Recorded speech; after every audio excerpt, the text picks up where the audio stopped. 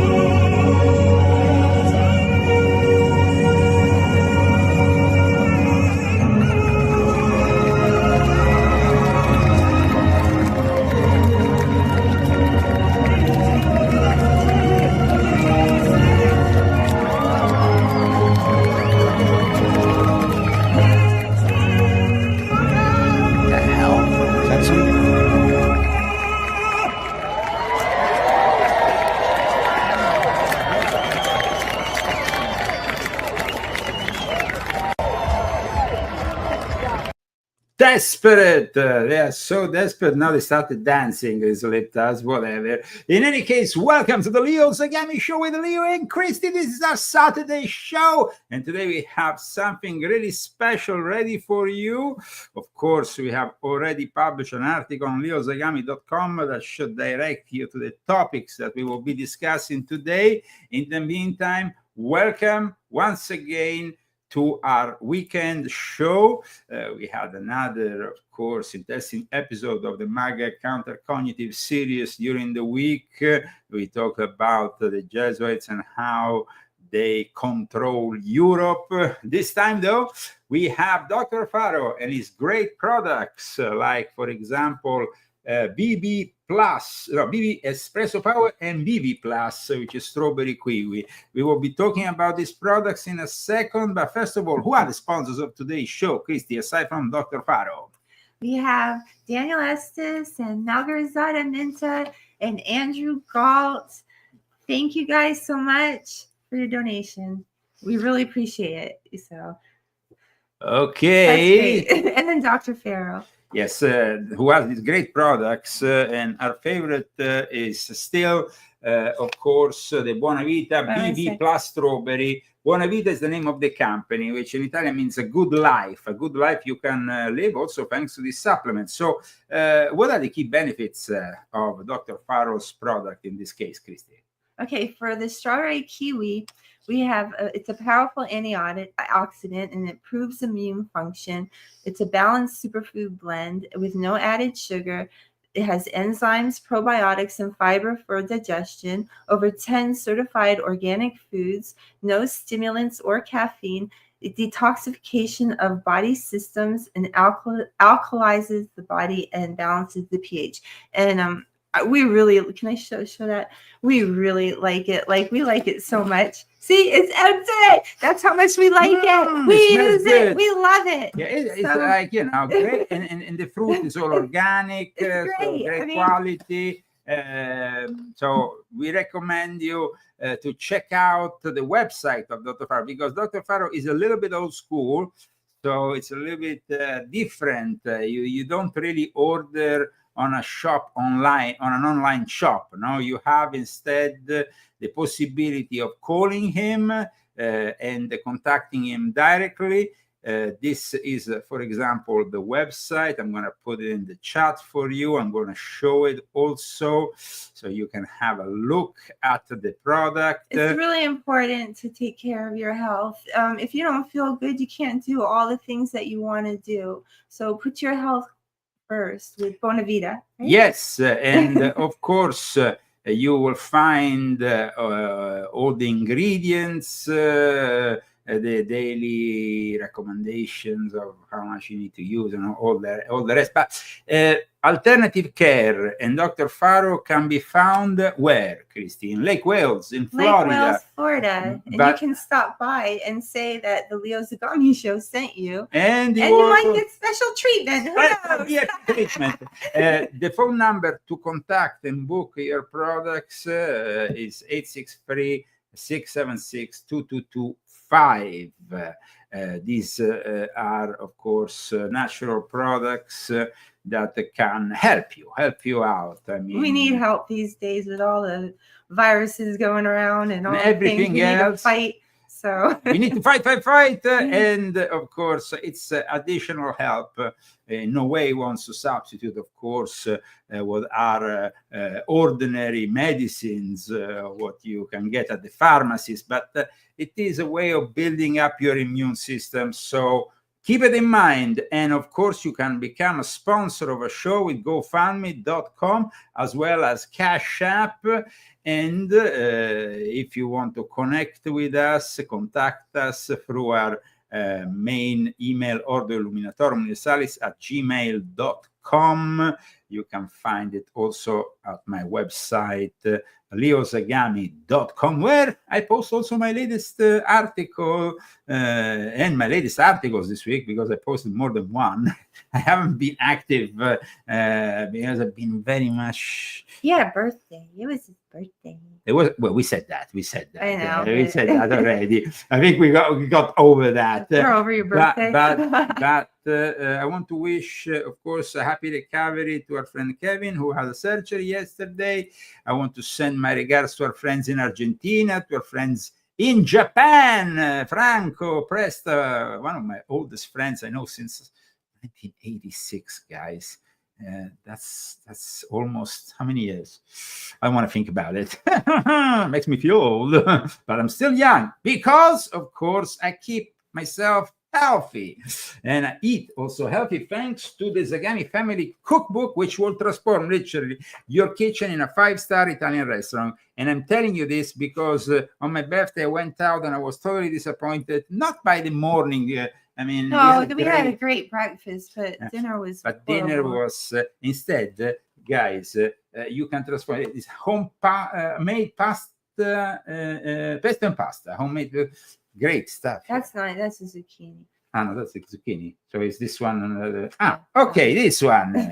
But the zucchini one is nice. So we have still a few zucchini. Maybe you should make this one. Oh, wait, what's that one? Is that the? This is the Lanerano. No, it's not Lanerano. You need provolone. I can get some provolone. Tomorrow I'm gonna get an extra zucchini and we make. I'm sick of zucchini. You had too much zucchini this week. Okay. Yeah, and we just ate a zucchini pizza. I don't want any more. Okay, but we had a great pizza today also. Yeah. Aside from the zucchini one, we also had another pizza. Because this book also teaches you how to make pizza, which is not an easy. Pizza was really good. Pizza is not an easy job. It's something that you need to hack. And here are all the secrets together with the secrets how to make your fresh pasta, aside from your fresh sauce. And there is many. Okay, at this point, we can move forward with the article I published today, which, of course, I'm not sure if it's going to generate controversy or not. But a lot of people have asked me why your first book in the English language was titled Pope Francis the Last Pope, ? And I always referenced, of course, to the prophecy, the alleged prophecy of Saint Malachi. But at the same time, I said there was a specific plan for the transformation of the Catholic religion to a one-world religion. And this plan, of course, included also the unification of all the various churches. It's in a Masonic plan that started during the Second Vatican Council. So let me explain you the importance of today's article on leozagami.com. Christy, while she was correcting this article, she was kind of like, how was it, Christy? I said, are you going to have to make me read this thing? I mean, it's complex, but it's important to understand the relevance of and the nuances of every single passage of it. You see, like I said, it's not only about the alleged prophecies of Saint Malachi, who was a 12th century monk, and actually they say that he might not even have written this prophecy, that they were actually written posthumously by other people as it first appeared in 1590. And of course, if you calculate all the popes that he has listed, you arrive to Pope Francis as the last pope. Now, the thing is, guys, that no matter how fraudulent a prophecy is, if it's the product of a forgery, it tends to then manifest. And in this story that I'm about to tell you today, there was another forgery that actually manifested in the papacy itself. Because you see, when we're talking about the papacy, the assumption of papal primacy has always been based on an alleged apostolic succession from Peter, which is indicated in Matthew 16, 18, 19, when you have that passage that says, "You are Peter, and on this rock I will build my church." And everybody's like, okay, Peter, if you are Peter, you must be the first pope. However, the church in Rome, for the first 140 years of its existence, did not have a presiding bishop. It was later on that in the making of this religion that will be eventually manifesting what we know today as the Catholic religion, they supported their narrative towards the existence of a presiding bishop of everybody else, like a kind of monarchic figure, because let's not forget that the Vatican was also a state. Up until the unification of Italy, the state was very wide, occupied the whole of central Italy.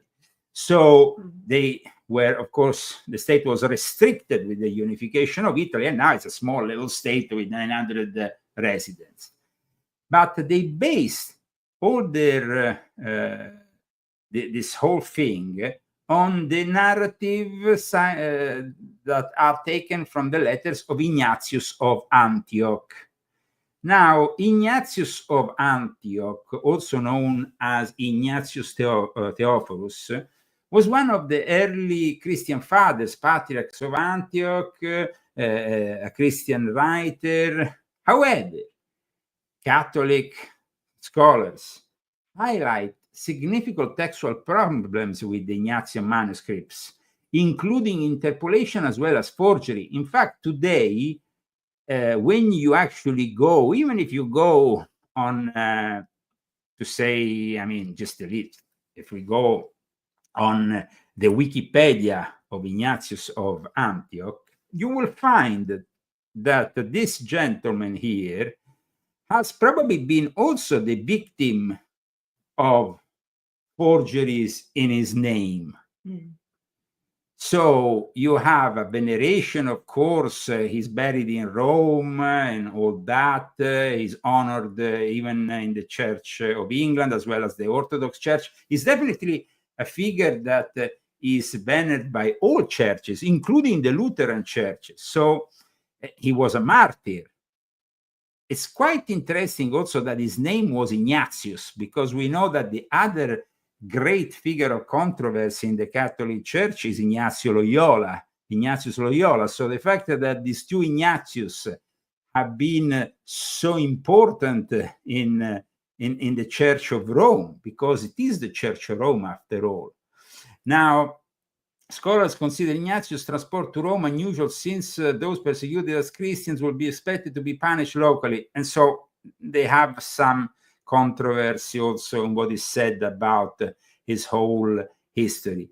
But there is also the controversy regarding the products. You see, you have the 7 original epistles, and then you have other that are considered pseudo or are considered products that come later on.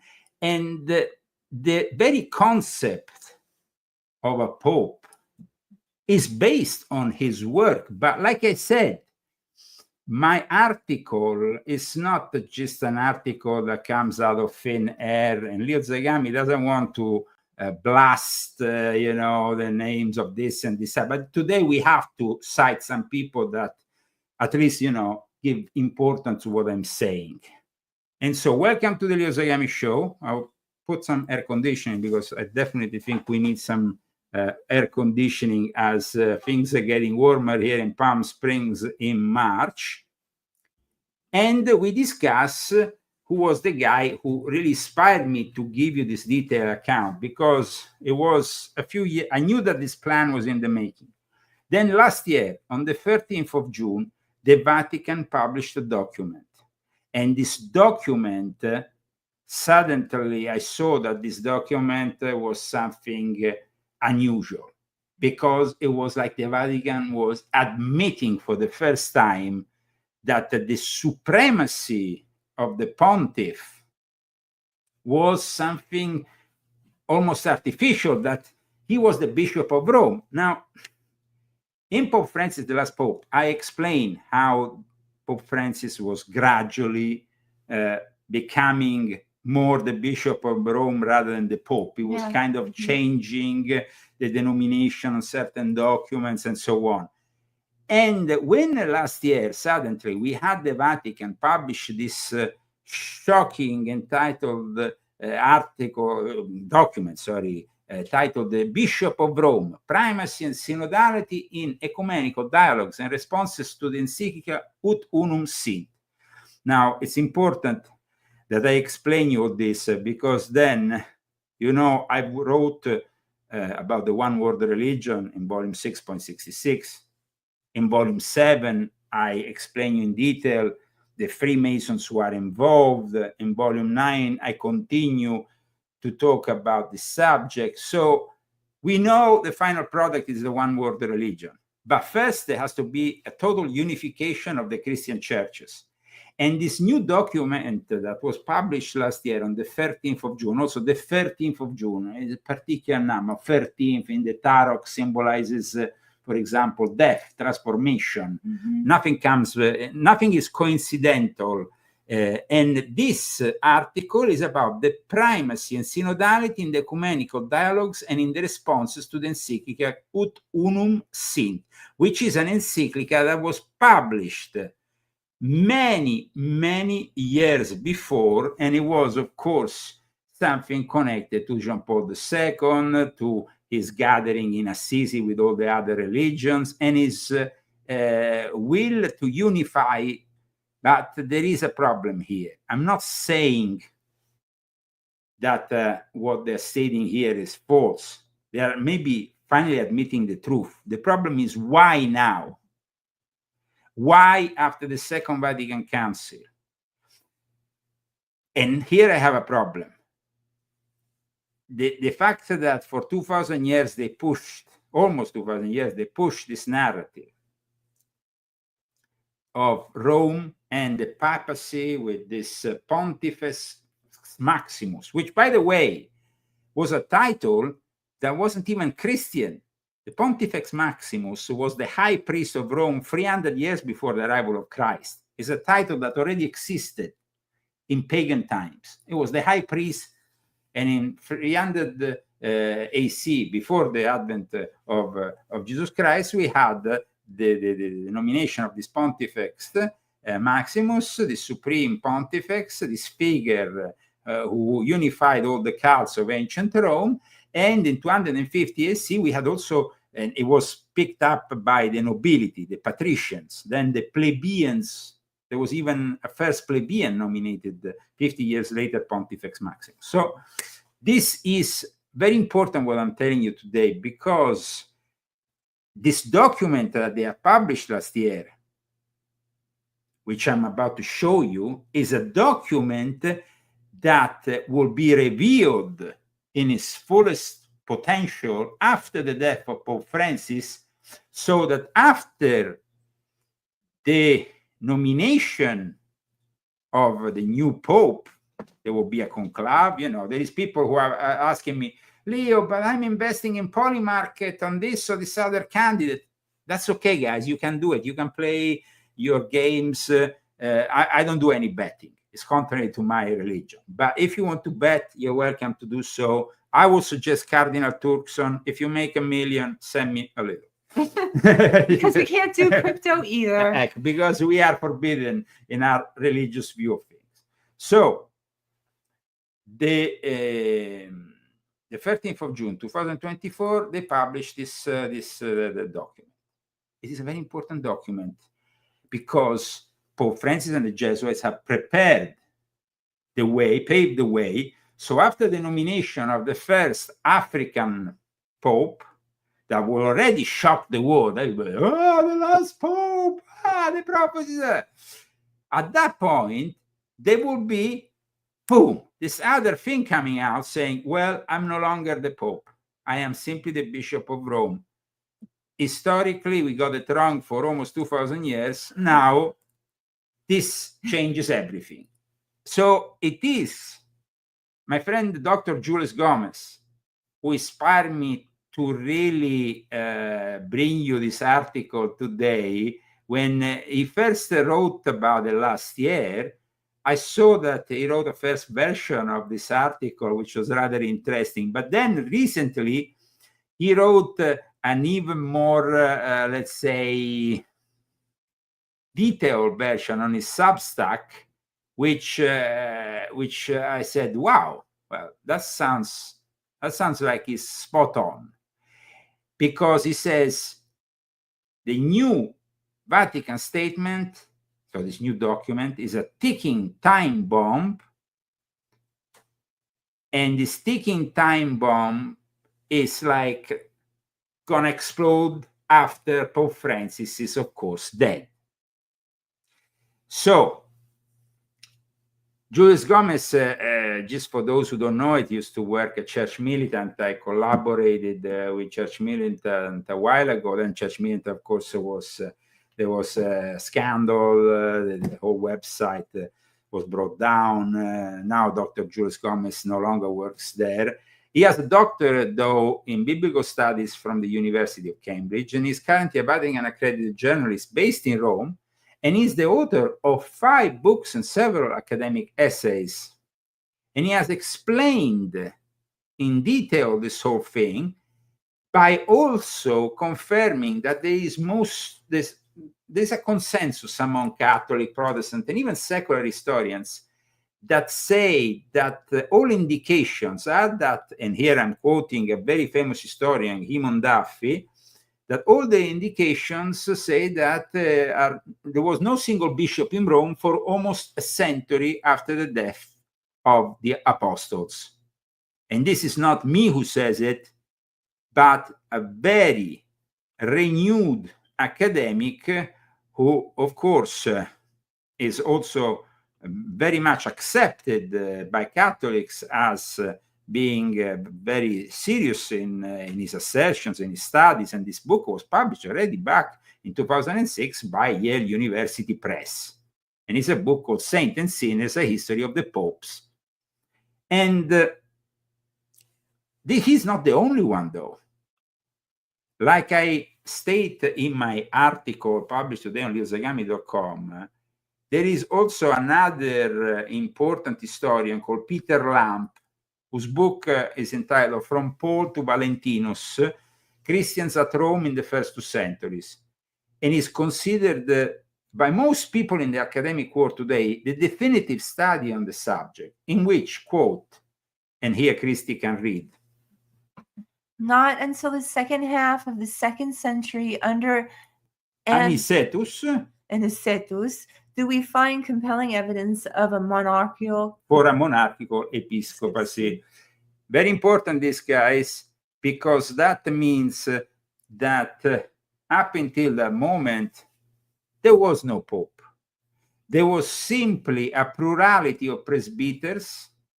There was a constellation, as Duffy himself expresses in his book, a constellation of independent churches that used to gather in the house of wealthy members of the community. So you understand that at one point, though, the infallibility of the Pope comes into the picture. But many, many centuries later, almost 1,000 years later, in his bull Unam Sanctam that was published in 1302, Pope Boniface declares and proclaims that it is absolutely necessary for salvation that every human creature be subject to the Roman Pontiff. Now, this whole thing comes from another forged document. And that forged document, the people say, but is the Vatican based on forgery? Well, guys, unfortunately, a lot of this, of this religious material, religious things, because I don't see them as spiritual at all, are based on human construction. The donation of Constantine was and is today considered, fortunately, a forgery, and it is this donation of Constantine that gave the possibility to the Pope to support his claims of political authority later on. And this document apparently was put together in the 9th century. So we're talking about many, many years later. See, guys, I'm not making this up. I'm talking about Donatio Costantini, which means donation of Constantine, and is a forged Roman imperial decree by which Constantine the Great, that we all say, of course, the mother was also a Christian, he accepted Christianity, but the authority that was transferred to an hypothetical pope seems to be a complete fake. So I'm not saying here that what the Vatican is about to unleash on the world once this new pope arrives is fraudulent. It's actually the truth. They're finally stating the truth. But the problem, there is a problem, though. You see, in the gospel, we find the truth should set us free. No, the truth should set you free, should set all of us free. The truth setting that sets us free is really something important. But like I write in my article, this truth could have been brought out a long time ago. So why now? Why now? Because it's instrumental for the creation of the one world religion. And now I give you the scoop that not even Jules Gomez put together, because Leo Zagami wanted to go even deeper than my friend Jules. I mean, I love the work Jules does, maximum respect for what Jules did. You can find him on Substack at Dr. Julius Gomez, and I suggest if you are into this kind of things to go and check him out. But I wanted to go further because, first of all, why the papal infallibility? Why? Because it was instrumental. It was instrumental, of course, for the Christianity that established itself after the Emperor Constantine as the religion of the Roman Empire, but also later on as in the 9th century with the nascent Holy Roman Empire that brought us, in fact, the forgery of the donation of Constantine. The fact that this was about political authority, not only religious authority. It became something even more distant from Jesus, because Jesus never talked about political authority. What is of Caesar should stay of Caesar, not something to do with the church. Now, let me explain how Pope Francis and the Jesuits have planted what Gomez has defined as a time bomb to detonate the papal supremacy.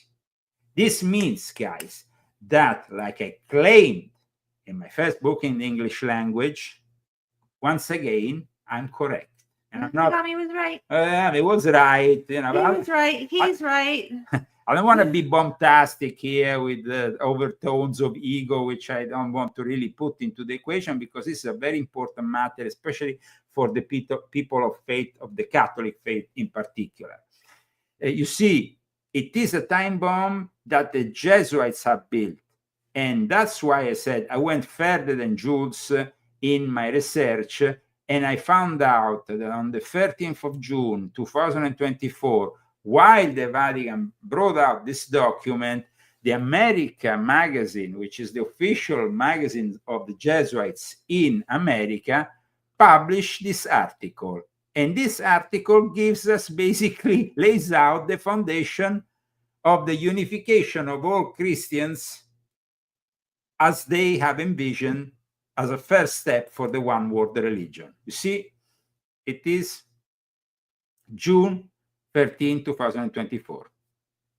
What's the right role of the Bishop of Rome and papal primacy? Vatican document seeks path to unity with other Christian churches. Guys, they're telling us, they're not hiding, they're not speculating, they're not doing anything behind their backs. The problem is that most people are ignorant of such matters. And that's why when you go into this article, you get really shocked. You see, on June 13, the Vatican Dicastery, please read this. Dicastery of Promoting Christian Unity released an important study document on the role of the Bishop of Rome and how that role is viewed by other Christian churches as expressed in the ecumenical dialogue since the Second Vatican Council. You know, I've been talking about the Second Vatican Council in all my books. I've discussed how the Second Vatican Council should be actually called the Second Masonic Vatican Council, because the Freemasons, especially the progressive Masons of the Grand Lodge de France, the Grand Orient of France, like I also explained in volume 6.66, took over the Second Vatican Council. And in volume 7 of my Confessions, as those people who have read this book know, I explain how they gathered in December 1965 and made this Pact of the Catacombs, and the guy who led these people in this Pact of the Catacombs became the mentor of none other than Klaus Schwab, who wants you to eat the bugs, and who is, of course, the guy who created soon after the World Economic Forum in Davos. And he invited them, the Red Bishop who created the Pact of the Catacombs, in, I think, 1974 in Davos. And that was a big controversy because the bishop was a South American bishop, clearly leaning on the left, but Klaus Schwab opened a whole new trajectory for the elite gathered in Davos. So please read volume 7 to understand further what I'm talking about here. Now, going back to the article of the Jesuits. The study documents comes 29 years, so this year is 30 years, please. After John Paul II encyclical on the Catholic Church's commitment to Christian unity. Unum Sint, which is Latin for that they may be one, which invited the pastors and theologians of other Christian churches to see together, of course, the forms in which the ministry of the Bishop of Rome may accomplish a service of love recognized by all concerned. Now, it's important because here the Polish Pope issued the invitation aware of how the primacy of the Bishop of Rome has caused and still causes roadblocks to other Christian churches on the journey to the unity willed by Christ. What? So, you see, the new study document contextualizes John Paul II invitation. It recalls the understanding and exercise of the ministry of the Bishop of Rome entered a new phase with the Second Vatican Council, like I always said in my books. Yeah. Now, this document, 147-page study document, some say a few pages more, it's the document that I'm about to show you. The Bishop of Rome. This is the document that will be promoted after the death of Pope Francis for ending the supremacy of the papacy. And of course, from that point onwards, you will not be able to call him Pope anymore, but simply Bishop of Rome. And I repeat, this is ready to go. See, Libreria Editrice Vaticana, the whole thing is ready to go. The Cathedral of the Bishop of Rome in the Papal Basilica of St. John in Lateran, because the Vatican existed in San Giovanni, where I have still an apartment in front of it, and where it was my local church, which I'm very acquainted with, and Christy knows. Yeah, I know. And so here are all the instructions for the next Pope to eliminate and to reunite the church and the new perspectives for a ministry of unity. And they'll just make it however they want, right? No, they're going to make it basically in a way that the Pope is no longer a Pope. They can unify the Christian churches, and then at that point, they can embrace also Islam, Judaism, Buddhism, and every other religion in the world. So at that point, it becomes what they say here is the synodality ad extra, walking together. Oh boy, oh boy, oh boy, oh boy. So you understand that towards an exercise of primacy in the 21st century, a proposal for the plenary assembly of the dicastery for promoting Christian unity based on the study document, the Bishop of Rome. I repeat, this document has been in the making since the Second Vatican Council by the Jesuits and by the people working with them, and will finally be fully revealed after the conclave nominates the new Pope that will rather be known as the Bishop of Rome. And it responds to the encyclica of John Paul II, Ut Unum Sint. So this is the end of an era. That's really heavy stuff, man. So Pope Francis, the last Pope, question mark. The answer is, of course, yes. And the confirmation comes from none other than the Vatican itself, but also the Jesuits, who, of course, then tell us how this is going to manifest, always in the same article. So, guys, there's no secrets anymore. All secrets will be revealed in the end, but it's instrumental for them, not because it wants to make clarity, but it wants to rather destroy what is left of the Catholic faith and the supremacy of the Pope, which, I mean, maybe should have never existed. But I explain one thing. Pius XI thought that it was a very bad idea to put into discussion the supremacy of the Pope, because at that point you open a can of worms and the whole thing gets really messy. But the plan is in motion. The Pope is at the Hospital Gemelli, is probably dead or is about to die. Nevertheless, Cardinal Koch, who is, the name Cardinal Koch, it's a name a bit weird for a Vatican cardinal. But, how you want to read it? Can it be like Coach? It could be Coach. I think you should say Coach. Okay, let's say Coach. In any case, this cardinal, in his 2013 exhortation, recalled that in the 2013 exhortation Evangelii Gaudium by Pope Francis, he remarked that we had made little progress in response to John Paul II's request to find a way of exercising the primacy, which, while in no way renouncing what is essential to its mission, is nonetheless open to a new situation.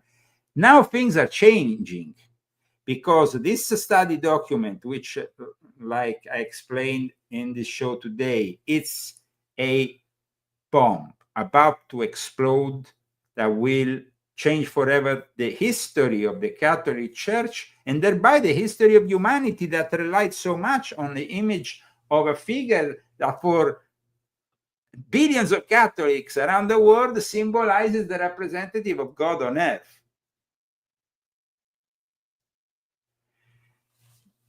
So you understand, it's very important that we reveal you this before we arrive to a conclave in which already there will be a shock, because, you know, I know that it shouldn't be shocking. Not for us.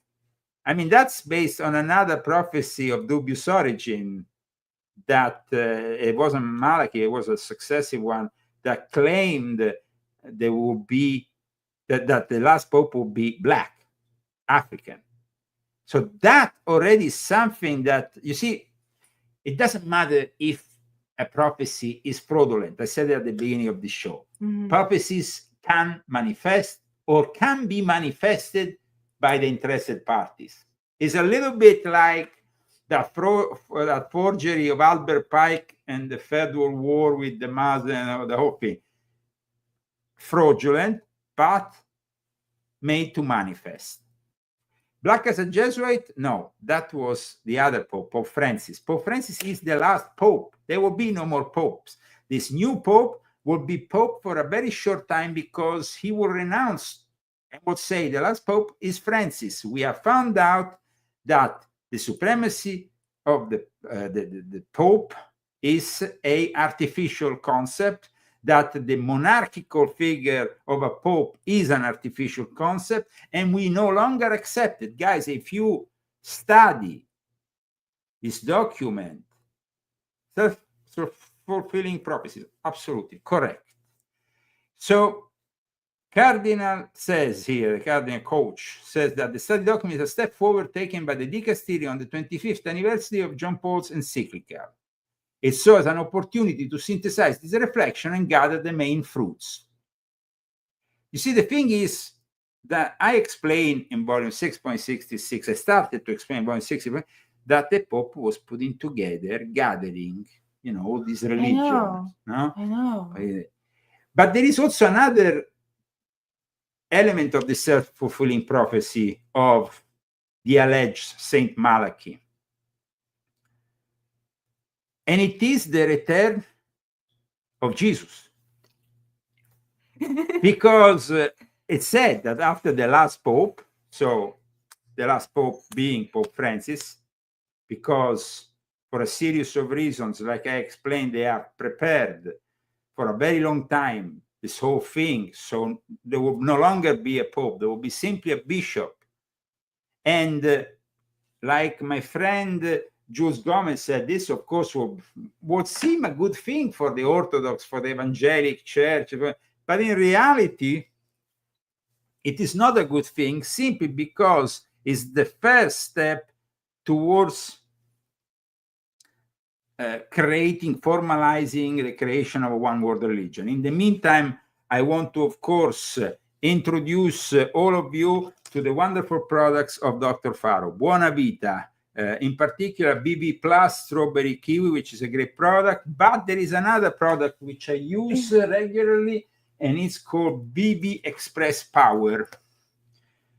Okay, please tell me what BB Express Power does for us. Its key benefits is it's a powerful antioxidant and supports immune function, over 45 different superfoods, no wheat, dairy, preservatives, or MSG, enzymes, probiotics, and fiber for digestion, alkalized body and balanced pH, and supports detoxification of body systems. Remember, guys, that Dr. Faro is an old school guy. So he doesn't have a shop online. He prefers for you to simply connect with him.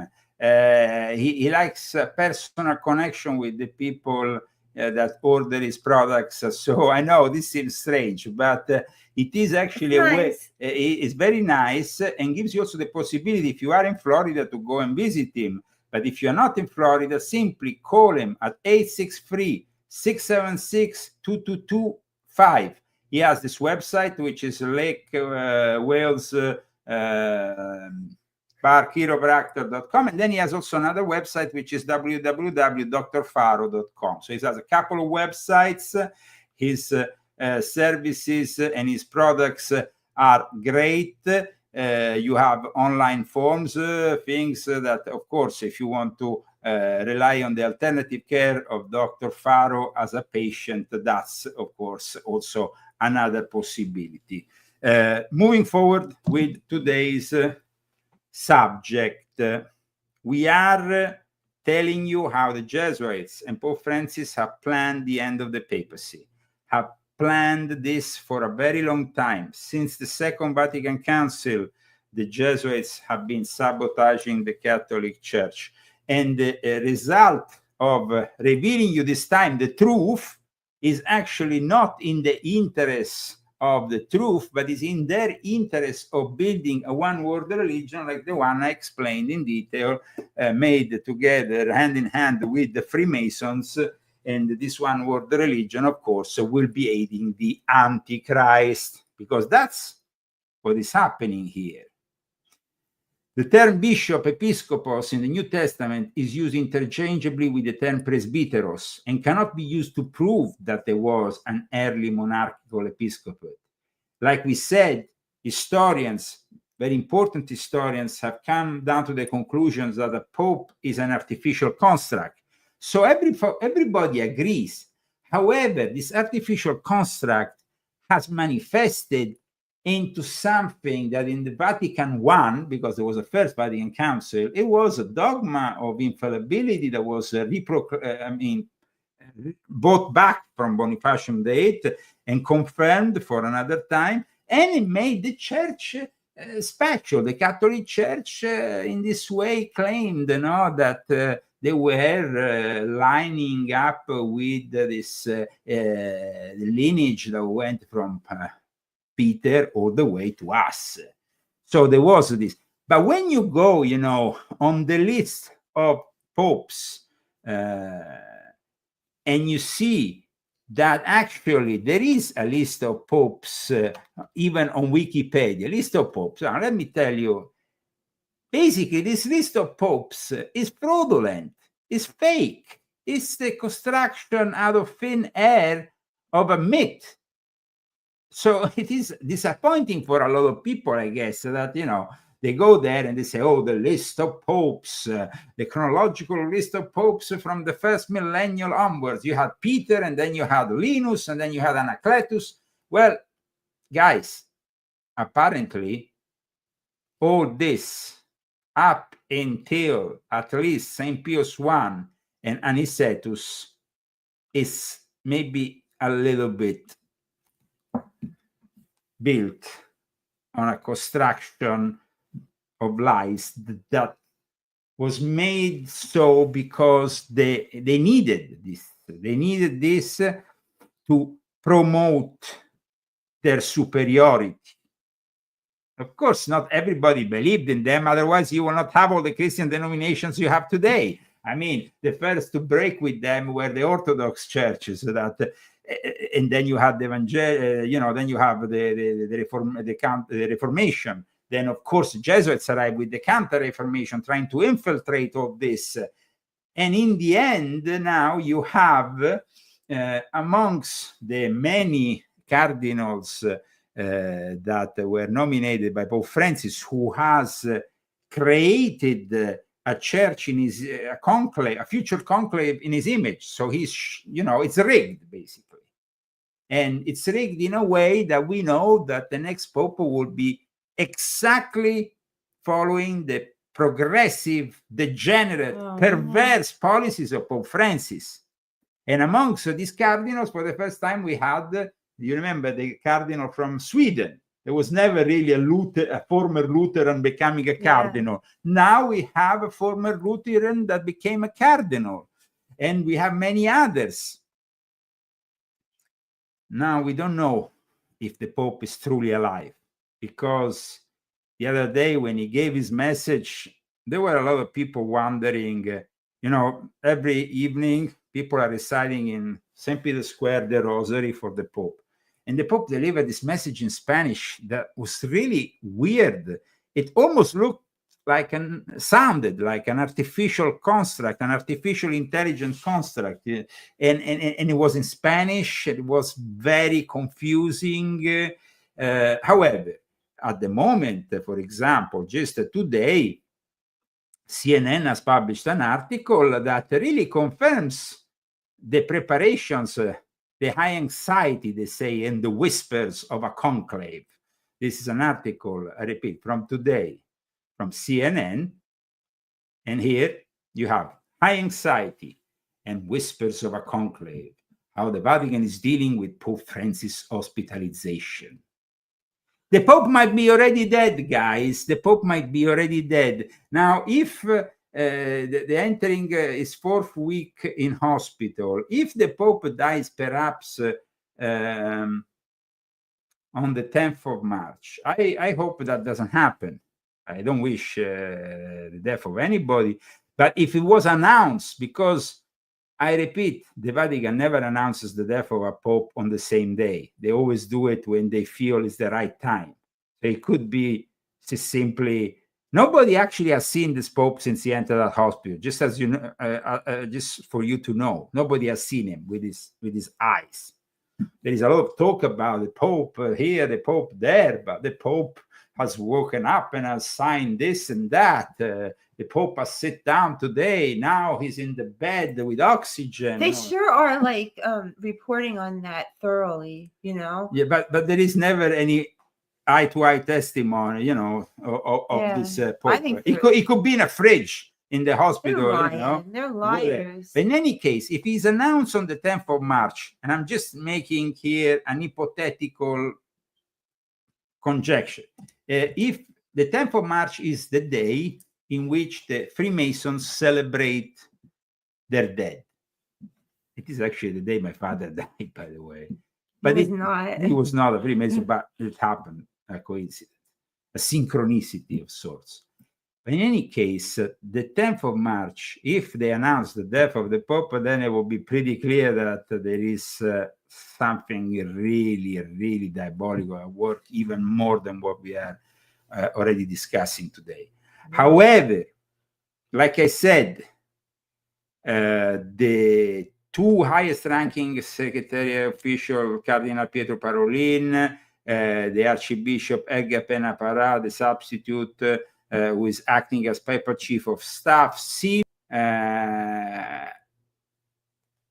getting ready. And they have seen Francis in hospital, they say, on at least 2 occasions. But that seems also a little bit weird. We need proof of life. Today, in Italy, they celebrate the Festa delle Donne. They do it also in other places of the world, including Argentina. It is a celebration of women, but the nature and the origins of it is socialism, is emerging Marxism from 1907. So, I mean, I'm not a big fan of this event which celebrates women, which, I mean, I have total respect for women, and I think it's a great thing. But I was kind of shocked when I saw that for the first time in the Vatican today, with a full audience, the Secretary of State of the Vatican delivered a message from the Pope to all the women for this event, which I say is not a religious event. This is actually an event born within Marxism, like the one from the Spartacus movement in Germany. And this was what happened in the Vatican today. See? And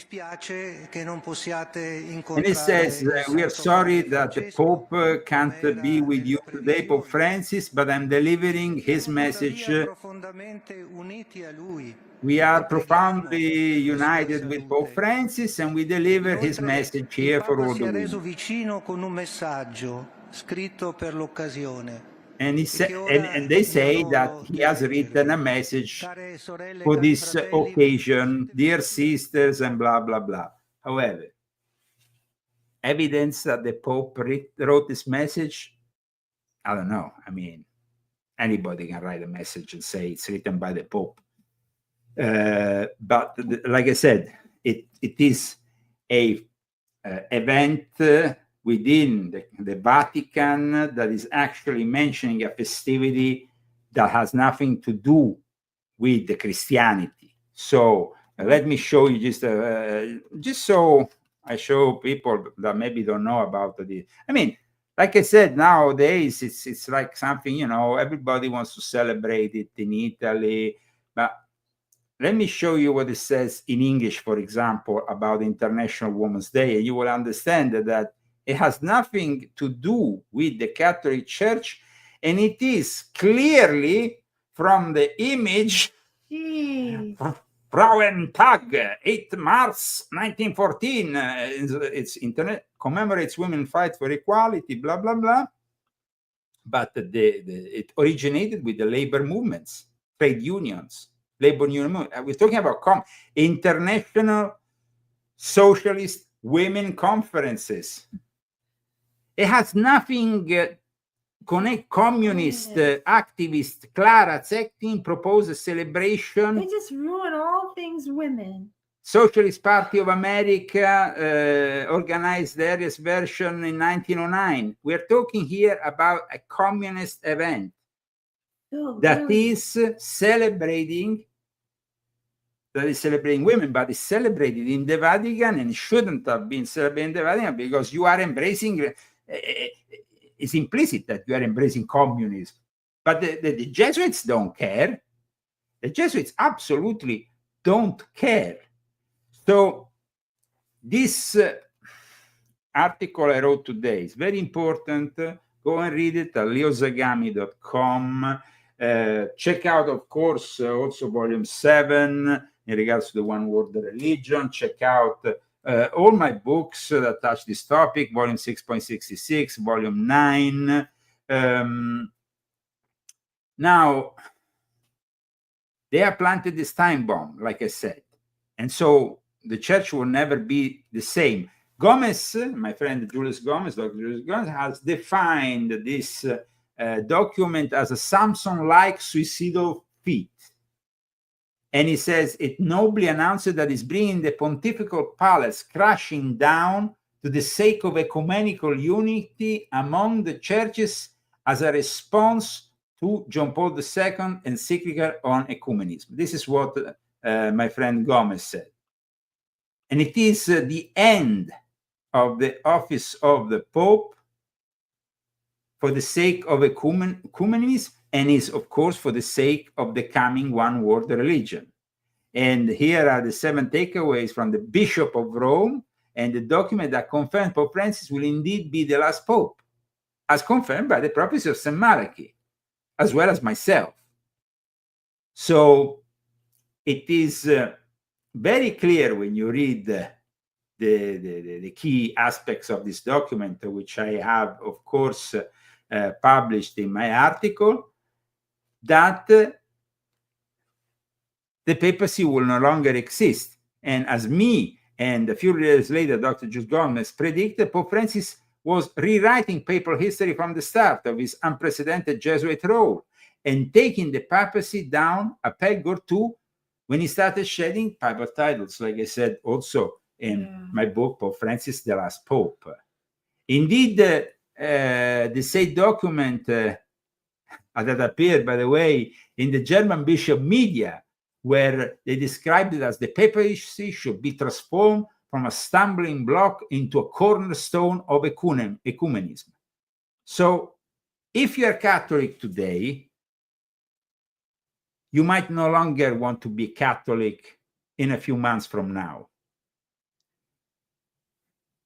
For those instead who are maybe Orthodox or evangelicals or from other denominations and might see this as positive, let me tell you, there's nothing positive about the unification of all churches in this particular period and under these despicable people, because it's not Jesus coming to you and saying, okay, we have to all be united. It is people that have nothing to do with Jesus, nothing to do with the Messiah, that of course will reunite everybody, because that is ultimately what he wants to do. Reuniting people and, of course, God, in front of God, the way of the heart for all the Abrahamic religions. But at the same time, guys, Jesus has unfortunately been, and this is something that we have seen described by Fyodor Dostoevsky in that Grand Inquisitor tale, which we discussed when we discussed the Inquisition. You remember? Mm-hmm. When basically the Great Inquisitor says, why you come here? Why you bother us? Why are you coming back? You have nothing else to add to what you have already said 15 centuries ago. And this was, of course, Dostoevsky depicting Jesus coming back during the Spanish Inquisition. That was one of the worst moments for the Catholic Church, as well as the Inquisition in general. That was definitely something that had very little to do with Christianity and a lot to do with the policies, first of the Dominicans and later of the Jesuits. The Jesuits have been constantly transforming themselves. Mm. And so we find them in a very conservative position when it suited them, and then, of course, promoting a more and more and more progressive church that eventually is manifesting in this upcoming one world religion that will no longer have the impediment of a pope as head of the Catholic Church. No, it's simply the Bishop of Rome. He's going to meet with all other bishops. And at that point, it will be very interesting to see if, because you see, Bartolomeo, the head of the most important Orthodox Church, the Church of Constantinople, will, of course, and it's already engaged in this one world religion because it's connected to Freemasonry. There is Kirill, though, in Moscow, who seem to reject this perspective. So once again, the geopolitical turmoil with Russia and the Vatican that sides with Ukraine so they can eliminate the Orthodox Church, you saw. I mean, Zelensky is a dictator. Zelensky is the guy who is persecuting the Orthodox Russian Church in his own country, who has changed the date of Christmas from the Orthodox Christmas date to the one that is used instead by the Catholic and the Evangelic and all the others. He is destroying, and so this also is connected in a way, because I remember myself when I was invited by General Savoio to a meeting in Greece on an island of all the various Orthodox denominations, and unfortunately didn't manage to get the Russians to go along, and so then this eventually manifests also in something political, and eventually we have another element that it's rarely seen, because okay, we have, of course, everybody focusing on what happened in the Oval Office with, and we know that now Zelensky is not even going to meet with the American delegation in Saudi Arabia. Probably he does the right thing, because probably in Saudi Arabia he doesn't have the protection of the Democrats watching his back here in the United States. He might end up as food for the lions in Saudi Arabia. But in any case, this great division, which is also geopolitical, has also a religious aspect.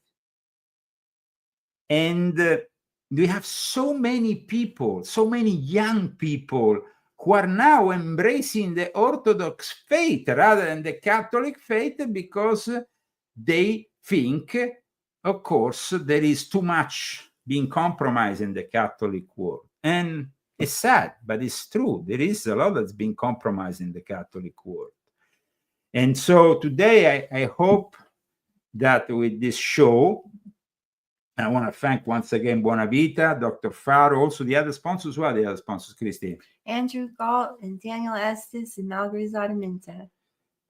Thank you so much. Thank you so much for those who make possible this show. And also, we have our next show in the middle of the week made possible by Daniel Estes. So thank you, Daniel Estes. Thanks again for the wonderful products of Buonavita, of Dr. Faro, which I strongly encourage you to get, because I mean, I try it on myself. They work out, they build my immune system. The same with Christy, they help us. I'm not stating in any way they're a substitute to any ordinary medicines that you might take, but you have to build up your system, guys, to prevent attack from all this. Well, I don't like ordinary medicine.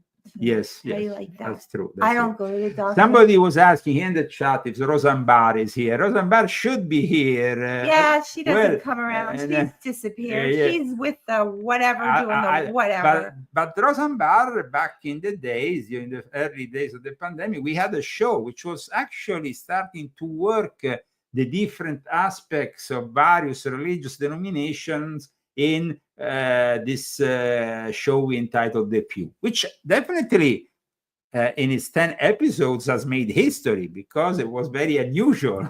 And I'm very glad that I was able to put it together with her back in the days. But you see, the problem is that people don't realize that we are very close to something very big happening here. Something very big that will happen. And these prophecies that tend to manifest will ultimately lead us to a Messiah that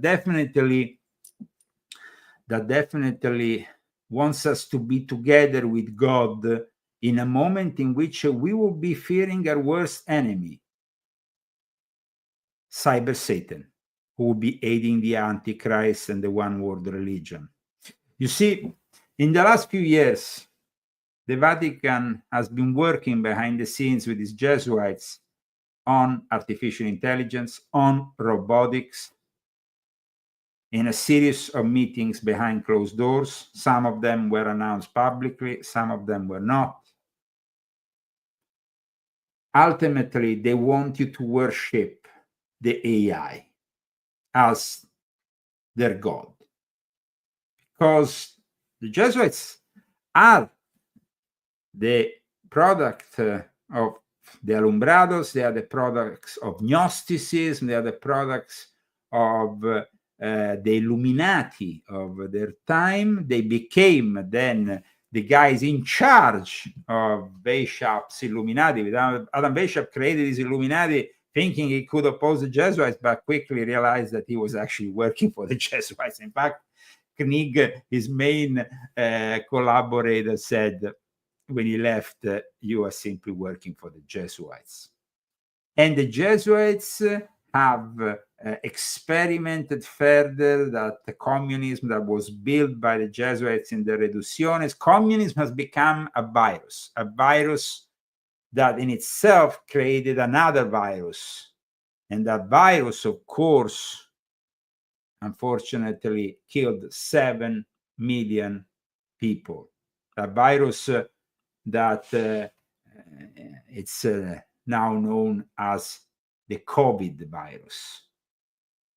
And I must say that we are finally opening up, you know, there is also the mainstream media that is opening up to the truth, even with a documentary like this one. But 5 years later, the world is still asking, how did this happen and who is responsible?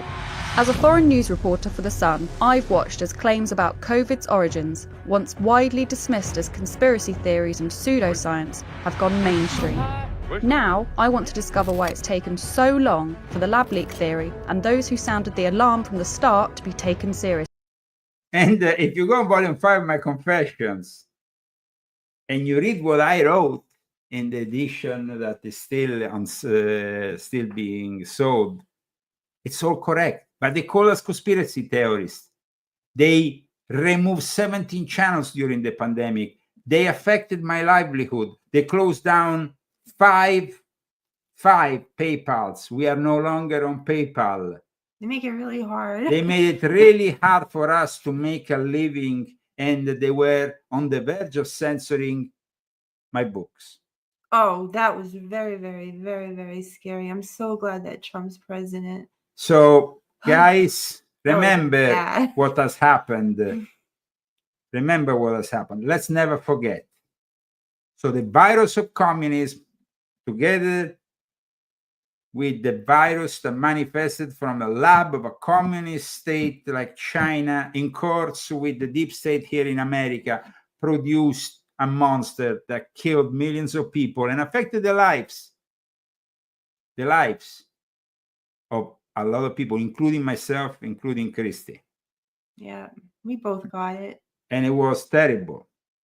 I never didn't talk about it. We still did shows during it, but we had, it wasn't like the terrible COVID from the first time, you know, when it first went around. It didn't affect the lungs, but unfortunately It was for the me, Omicron.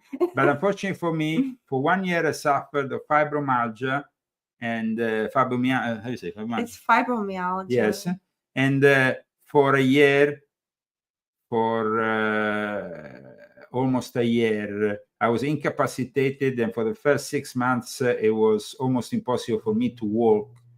And I was broadcasting here, sitting down. Of course, you couldn't notice it, but I was having very serious problems because of my mobility, and fortunately, Christy was affected only for a month by that kind of symptoms, but I was affected for almost a year, and it was really terrible. Yeah, everybody, a lot of people were affected as well. So there is people nowadays who claim, I never existed, I never isolated the virus. Guys. And when you get it, it's like you feel like something really wrong is inside you. Like as soon as, I mean, it was just like we went out one time and we got it. And that was it. It took one time to catch it. We caught it. And I just knew right. I was like, I got COVID. I got it. But it was very terrible. I was affected also with brain fog. Fortunately, for a very brief period, because otherwise I couldn't do my work. I remember standing in front of a cash machine in front of a bank, and suddenly I forgot I picked up the money. The card was taken, the money too. I was kind of like left. And I said, oh, what's happening here? And so, fortunately, we got back into good health, and hopefully we will stay that way. And we thank, the people who prayed for us. Though we didn't tell anybody, so nobody prayed for us. No, there were some people who prayed for us, even if they didn't know. There were people. People prayed for us. Yes, they prayed. They prayed because maybe they sensed it, even when we didn't tell them what we were. I always showed up with a smile. So absolutely. Even when I didn't feel good. And there's a lot of people that do that. It was pretty hardcore, guys. It was pretty hardcore. It was like being hit by I don't know, by a bus, because I remember at one point, Christy fell down the stairs because she had. Well, it's because this stupid ass neighbor next door left her thing on the stair, and then I can't walk anyway, and she left her stupid trash on the stair, and then I fell. Yeah. And I fell. And I had my dog too, so that wasn't good. But we don't need this pity party on us anymore, right? A lot of people have a lot of things they're suffering absolutely from, but in fact, I'm very happy. We're just talking about the COVID thing because we did get it, and it is real. And it is real. It is real. It is real. Absolutely, guys. No, because the other day I went to my Italian show and I was like, and people still say, no, but it's not real. They haven't isolated. Guys, give up on that bullshit. It was unfortunately real. I went to find them. US officials who were in the White House as COVID took hold. This is not natural. This was orchestrated. But they didn't tell us. And the Jesuits were behind it all because they have been best friends with China for over 400, almost 500 years since the inception, the creation of this diabolical order. Well, guys, thank you so much for following us today. Thank you to Buona Vita, to Dr. Faro, for all these great products that, of course, help us in our everyday activities. They are great supplements. They taste really good, too. And they're made out of great products. You can find, of course, Dr. Faro on his own website or the other one. He has a couple of websites. I want to show also the website of Dr. Faro himself because I find it very nice website, very well put together, though, guys. And if you don't have a book, please buy a book, as we are selling 0 books today, and we sold 1 book yesterday. So it's really hard to make a living when we're trying to do this kind of work to help people and help humanity to survive the end times. Please help us and buy a book. Yes, sometimes it's very hard.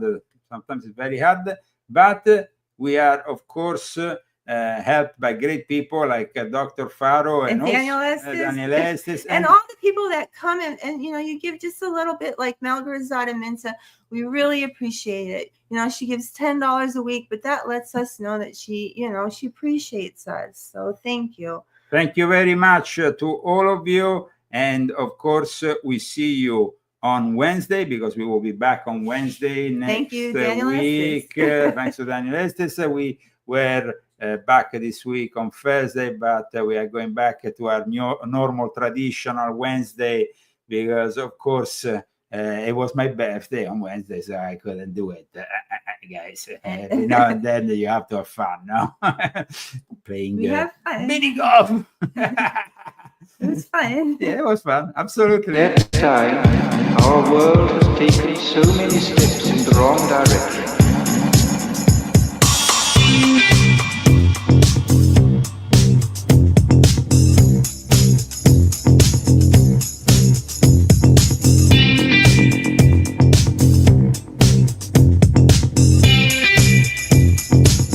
Negative utopia, science, technology, social organization, humanization.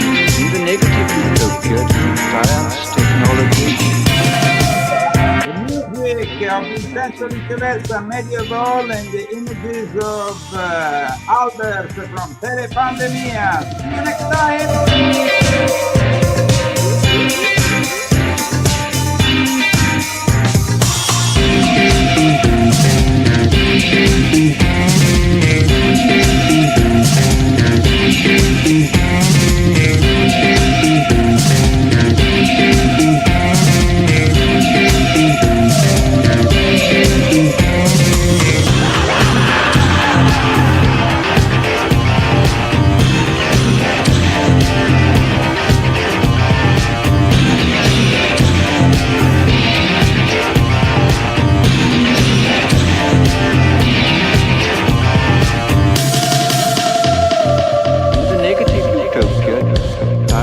Technology, social organization, dehumanization.